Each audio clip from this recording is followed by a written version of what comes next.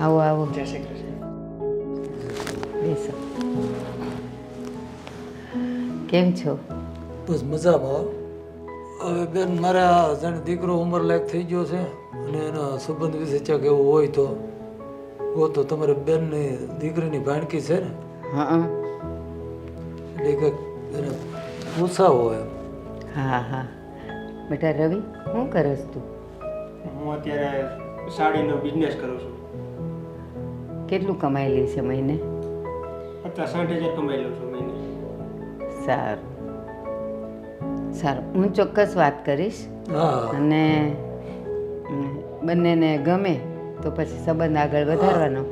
પણ એક વાત શાંતિભાઈ, હા બોલો ને. હું તમને આંગળી તો ચીંધું અને સંબંધે બંધાય, હા પણ પછી જો કાંઈ એ લોકોમાં ઉતનીત થાય કે કંઈ તકલીફ થાય તો પછી આપણા સંબંધ ન બગડવા જોઈએ હો. ના એ એવું થોડુંક હોય. હા, આ બધા નસીબના ખેલ છે. જો આ કાંઈ ચીભડ્યું તો છે નહીં કે આપણે કાપીને જોઈએ સારું છે કે નથી એમ, અને કોઈના કપાળે લખ્યું નથી કે માણા કેવું છે. નહીં એ તો બરાબર છે. એટલે આપણા સંબંધ એટલા મીઠા આટલા વર્ષોથી છે ને, તો પાછું એમાં ભંગાણ ન થવું જોઈએ. અને આ તો તમારી વાતમાં હું એટલા માટે હા ભણું છું અને તમને સાથ આપું છું કે મારી કાજલ અને આ રવિ નાનપણથી એક જ સ્કૂલમાં ને કોલેજમાં ભણ્યા છે. હા એટલે એમ થાય કે હાલો તમારી હારે વાત કરાય. પણ પછી આગળ તો જો હા એ તો પછી ભગવાન નસીબની જાણે. વાત છે. હવે હા અત્યારે તો હગા ભાઈઓને પણ ભળતું નથી, હં તો આ તો પછી સંબંધી છે, એકાબીજાના નસીબની વાત છે. નસીબની આગળ વાત જે છે. થાય તે. હા, અને શાંતિભાઈ કેવું હોય ખબર, આ સંબંધોમાં આપણે નિમિત્ત માત્ર હોઈએ. પછી સારું નીકળ્યું ન નીકળ્યું, ફાવ્યું ન ફાવ્યું તો પછી આપણે કાંઈ ન કરી શકીએ. ના એ તો ભેરા નાળિયેર જેવું છે હા એમ.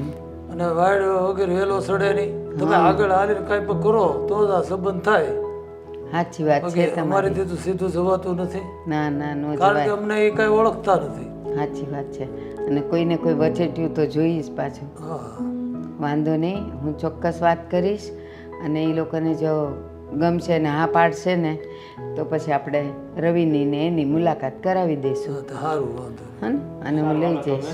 નીકળીએ. અરે ચા પાણી વગર થોડું જવાય એમ. ના ના ચા પછી ક્યારેક આવશો નથી ત્યારે. કહેવા. પછી આપણે આવવા જવાનું જ રહે ને, સંબંધમાં સંબંધી થાય.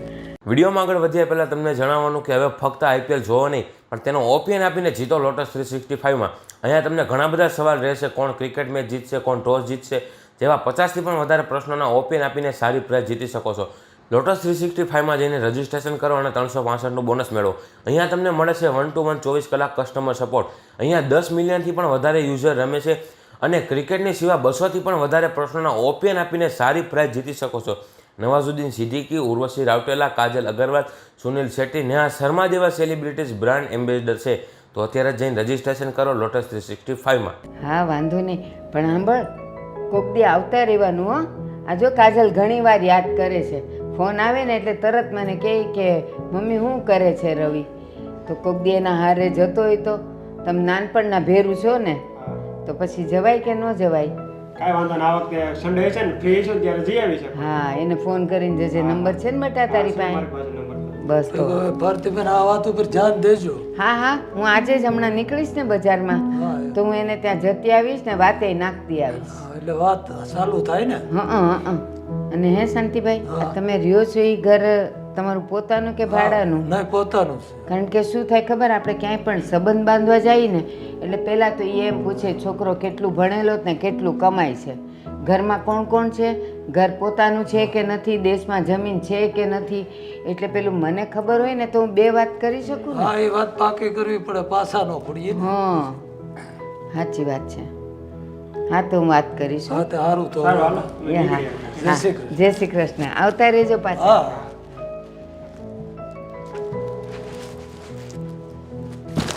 લોકોના સંબંધ કરાવવા તો એકદમ તરત થઈ જાય, પણ પછી આગળ કેમ હાલે એનું ઘર, એનો સ્વભાવ એ આપણને ક્યાંથી ખબર હોય. પણ વાંધો નહીં, રવિ તો આપણો ઘરનો દીકરો કહેવાય ને, વાત કરીશું. કોકનું ઘર બંધાતું હોય તો આપણે હું વાંધો છે. કાજલ શું કરે છે? રસોઈ શું બનાવું ને? એ વિચારું છું. બસ થોડોક મગજ કામ નથી કરતો. હું એટલા માટે જ આવી હતી. સાંભળ ને, મેં છે ને આજે મસ્ત ભીંડાનું શાક બનાવ્યું છે. આમે તારા હસબન્ડને બહુ ભાવે છે ને, તો થોડું આપી જાવ, કાં તો તું લઈ જાજે. મીરા, મારા હસબન્ડની તો આટલી બધી ચિંતા ના કર ને. એને જે ભાવતું હશે ને હું બનાવી દઈશ. તું ખાલી મારા જીજુની ચિંતા કર ને તોય બસ છે. કાજલ, કેમ આજે આવું બોલે છે? ઘરમાં કઈ ઝઘડો થયો છે? તને કઈ કીધું છે કોઈએ? ના ના, આ ઘરમાં એટલી તો કોઈની હિંમત નથી કે મને કોઈ કાંઈ કહે. અને હું રાહ પણ એ જ જોઉં છું કે મને કોક કાંઈ કહે. પણ શું એ લોકોને મને કાંઈ કહેવાનો ટાઈમ નથી. એની પાસે ફક્ત ટાઈમ બીજા માટે જ હોય છે. તું શું ગોળ ગોળ વાતો કરે છે કાજલ? છોડ એ બધું, જે હોય તે. તારા ઘરની મારે નથી સાંભળ્યું. તું મારી વાત સાંભળ. હું છે ને આજે બહાર ગઈ હતી તો મને મારો કોલેજ ફ્રેન્ડ મળ્યો. અમે લોકો કોલેજમાં સાથે હતા. એટલું બધું અમારે બોન્ડિંગ સરસ હતું ને, તો આજે એ મને મળ્યો ને તો અમે બંને વાતોએ ચડી ગયા. હું તો ભૂલી જ ગઈ કે બાજુમાં મારો હસબન્ડ ઊભો છે, બોલ. અને પછી જે જેલસી ફેક્ટ થયું છે મારા હસબન્ડને, ઘરે આવીને એટલો ઝઘડો કર્યો. તું વાત નહીં પૂછ કે કેટલો ઝઘડો કર્યો. થઈ ગયો ઝઘડો? હા, થઈ ગયો. પછી પતી ગયું? સમાધાન થયું કે નહીં? કાજલ, સમાધાન અત્યારે થોડી કરવાનું, એ તો હવે કાલ કરવાનું. કંઈક ગિફ્ટ માંગવી પડે ને સમાધાન કરવા માટે, તો હું એ જ વિચારું છું કે ગિફ્ટમાં શું માંગું. હા, સારું. બસ તું તારી લાઈફમાં ખુશ રહે, ઝઘડા કર, સમાધાન કર. પણ તને સાચું કહું ને તો આજે છે ને મારો મગજ કામ નથી કરતો. તો તું પ્લીઝ જઈશ. મારે શું રસોઈ કરવી ને એ પણ મને નથી સમજાતું. સારું, હવે તારા જેવું કોણ થાય? તું તો છે ને આવીને આવી જ રહેવાની છે. જો ભીંડાનું શાક ખાવું હોય ને તારા હસબન્ડને તો લઈ જાજે, નતર કાંઈ નહીં. હસબન્ડ મારો અને ચિંતા બાજુવાળાને કે એને કયું શાક ખાવું છે. અરે હું જીવું છું, આ ઘરમાં છું, એને શું ખાવું હશે ને બનાવી દઈશ.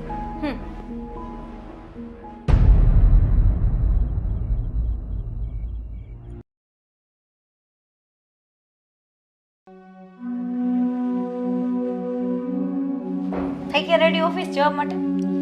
હા તો હવે ગુડ ન્યૂઝ સંભળાવું. હા હા, કેમ નહીં? મેં છે ને આજે ટિફિન નથી બનાવ્યું કેમ કે મારું મૂડ નહોતું. અને હા, હજી આગલા 10 દિવસ માટે હું કોઈ પણ જાતની રસોઈ ઘરમાં નહીં બનાવું કેમ કે મારું મૂડ ઓફ છે, મૂડ નથી એટલા માટે. સારું, તારું મૂડ સારું થાય ત્યારે કહેજે, એટલે ટિફિન લઈ લઈશ. બીજું શું? તો 10 દિવસ તમે શું કરશો હું રસોઈ નહીં બનાવું તો? બહાર જમી લઈશ. અચ્છા, તો 10 દિવસ હું આ ઘરમાં ન હોઉં તો તમે ઓફિસમાં સૂઈ જાઓ ને? જરૂર હોય ને કામ હોય તો સૂવું પડે ને.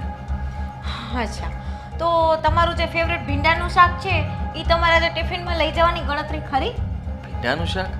હા હા, કેમ નહીં, લઈ જ જાવ ને.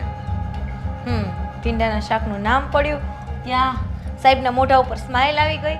પણ એ ભીંડાનું શાક છે ને મેં નથી બનાવ્યું. તો મારી ફ્રેન્ડ છે ને મીરા, એને બનાવ્યું છે. એને શું આજકાલ તમારા પ્રત્યે લાગણી બહુ વધી ગઈ છે. રસ્તામાં તમને ભેગી થાય તો એ હસી મજાક કરે, તમારી સાથે સેલ્ફી પાડે અને તમને પણ મારા ખ્યાલથી બહુ જ ગમે છે. એટલે તમે પણ ત્યાં હસી મજાક કરો, સેલ્ફી પાડો, એના હાથનું જમો. અને મારામાં તો શું તમને કાંટા લાગે છે? હા, તો શું બોલે છે તું? મારા પર શક કરે છે? હા, હું તમારી ઉપર શક કરું છું કેમ કે તમને બહાર મારી જે ફ્રેન્ડ છે એની સાથે હસી મજાક કરવામાં કોઈ જ પ્રોબ્લેમ નથી. બસ જે કાંઈ પ્રોબ્લેમ છે કાજલ સાથે જ છે. તો પછી મારામાં એટલા બધા કાંટા લાગતા હતા, હું નથી ગમતી તો મારી સાથે મેરેજ શું કામ કરીએ એમ કહું છું. લિમિટ હોય યાર, લિમિટ હોય કોઈ પણ વસ્તુની. આજે 1 વર્ષ થઈ ગયું, મને એમ થાય આજે આનામાં ચેન્જીસ આવે, કાલે આવે, પણ ના, તમારામાં તો ચેન્જીસ નામની કોઈ વસ્તુ જ નથી. કેટલુંક સહન કરવાનું મારે?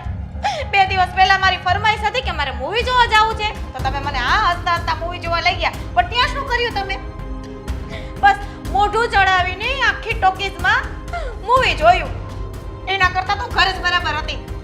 કાજલ, તું આ બધું ખોટું વિચારે છે. એવું કંઈ નથી. અને એ તો જસ્ટ હા હા હા, તમારું જસ્ટ છે ને મને ખબર છે.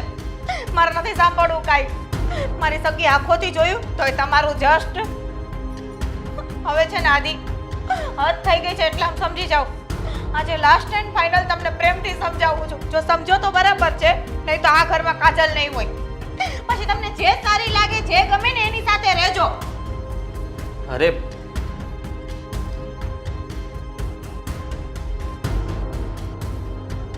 આ પોતાની જાતને સમજે છે શું? આજ સુધી ક્યારેય કઈ બોલ્યો નથી. જેમ એને કહ્યું એમ કર્યું છે અને આજે એને મારા ચારિત્ર પર આવો ડાઘ લગાડ્યો. હું એને ક્યારેય માફ નહીં કરું, ક્યારેય માફ નહીં કરું. એને હવે ત્યારે ભાન થશે જ્યારે હું એની સાથે બોલવાનું જ બંધ કરી દઉં. એને જે કરવું હોય તે કરે. એ સમજે છે શું પોતાની જાત? મારો સંબંધ પેલા મીરાબેન સાથે? જી જી જી જી, મારી વાત પણ ન પૂરી થવા દીધી. જ્યારે હોય ત્યારે પોતાની જ મનમાની ચલાવે છે. પણ બસ, હવે બસ. હવે હું એની સાથે એક શબ્દ પણ નહીં બોલું તો જ એને છે ને એની ભૂલ સમજાશે. હા,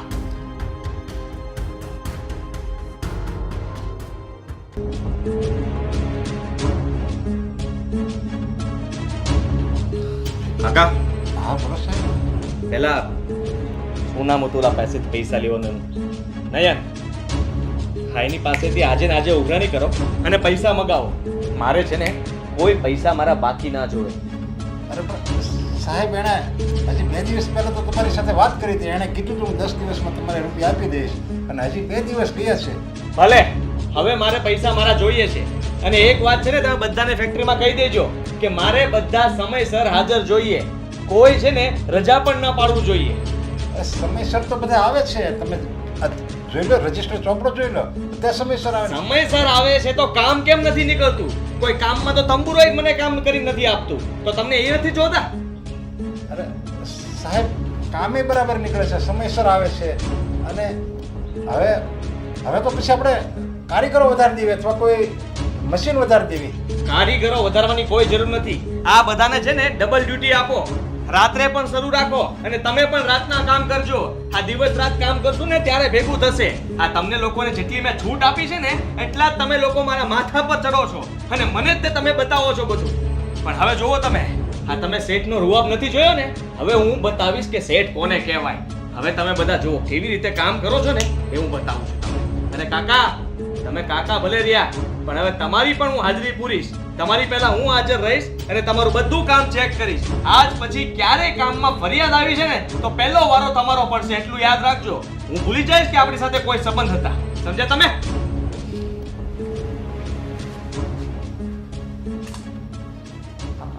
આ શેઠને વળી અચાનક શું થયું? આવી રીતે તો મેં એને કોઈ દિવસ નથી જોયા ગરમ મગજમાં. અને એ મને કહી દીધું એણે. અરે એ મને એના બાપની જગ્યાએ મને રાખે છે. કોઈ બરાબર મને તો એ દર વખતે એમ કહે છે કે તમે તમારે ટાઈમે આવો અને નો તમે ટાઈમ હોય તો વૈયા જાઓ, તબિયત સારી હોય તો આવો, ન સારી હોય તો નહીં આવવાનું તમે તારે. અને આજે મારો ઉધડો લઈ લીધો એણે. ઘરેથી આવ્યો ને, મને લાગે છે એના ઘરનો જ કંઈક પ્રોબ્લેમ છે, તો જ ગરમ થાય. નકર આ મારા શેઠ આવી રીતે ગરમ ન થાય. મારે શેઠની ઘરે જ આવવું પડશે, નહીંતર તો એટલા બધા ગરમ મગજના રહે તો એના ફેક્ટરી બંધ થઈ જાય એવી રીતે.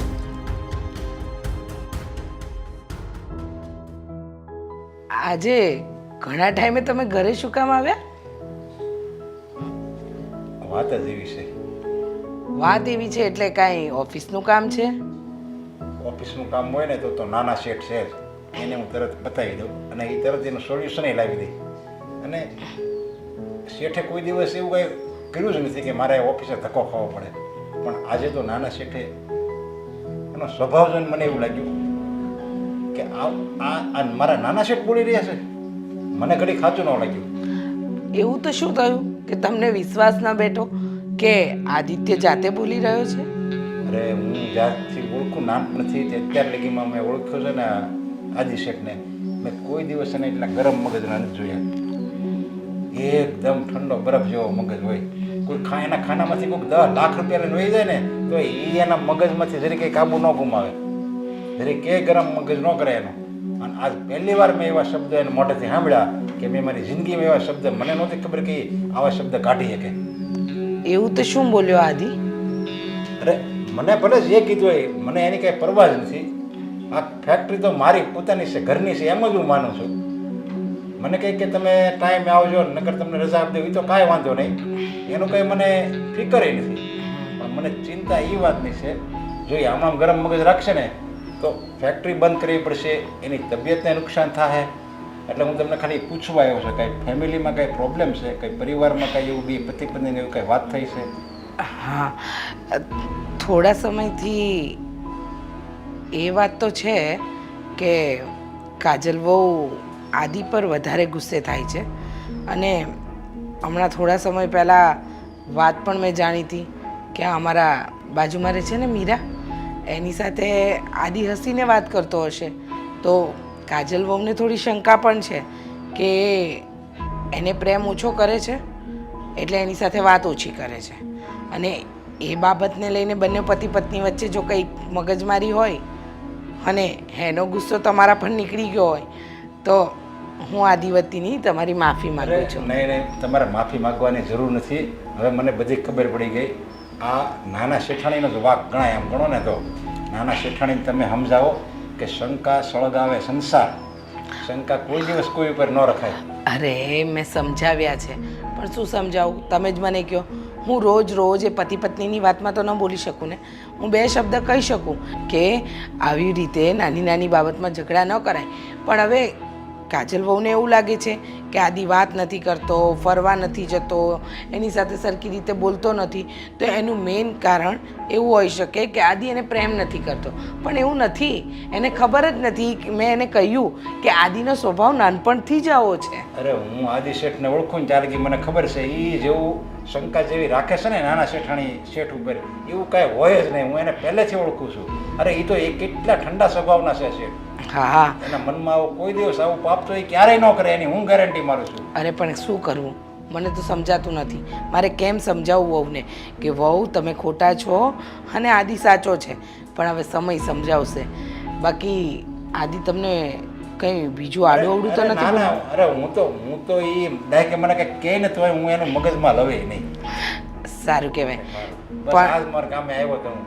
પણ ખોટું ન લગાડતા. નહીં, નહીં, કાંઈ અને વાંધો નહીં. તમે વર્ષોથી આપણી કંપનીમાં કામ કરો છો અને તમે કામ કરો છો એમ નહીં, પણ તમે તો અમારા ઘરના સદસ્ય છો, સભ્ય છો.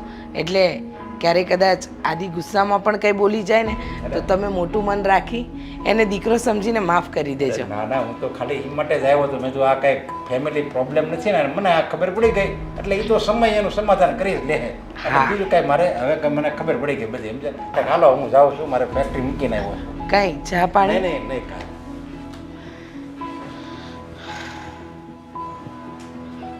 આટલા વર્ષોમાં ક્યારેય આદિ આમ નથી અકળાયો.